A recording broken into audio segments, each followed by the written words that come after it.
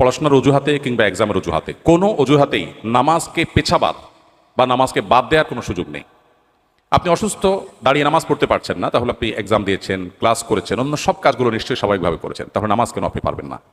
আজকাল বিশেষ করে একটু কষ্ট, একটু শরীরটা মেজমেজ করছে, একটু খারাপ লাগছে, এই অজুহাতে চেয়ার টেনে বসে নামাজ পড়াটা ফ্যাশনের বিষয়ে পরিণত হয়ে গেছে।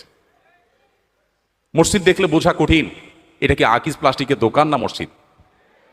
তো এই জন্য আমাদেরকে নামাজ পড়ার ক্ষেত্রে লক্ষ্য রাখতে হবে যে আমরা যেন কোনোভাবেই, যতক্ষণ আমার শক্তি সামর্থ্য আছে, আমি শুধুমাত্র একটু শরীর খারাপ করছে, একটু ভালো লাগছে না, সেই অজুহাতে যেন আমরা বসে নামাজ না পড়ি। হ্যাঁ, অবশ্যই আপনি যদি শারীরিকভাবে অপারগ হন, দাঁড়িয়ে পড়তে না পারেন, আল্লাহ বলেছেন লা ইউকাল্লিফুল্লাহু নাফসান ইল্লা উসআহা, মানুষকে সাধ্যের বাইরে কিছু আল্লাহ চাপিয়ে দেন না। সো এটা আপনার জন্য জায়েজ আছে, আপনি বসে নামাজ পড়বেন, যদি বসে ছাড়া দাঁড়িয়ে নামাজ পড়ার কোনো শক্তি আপনার আসলেই না থাকে।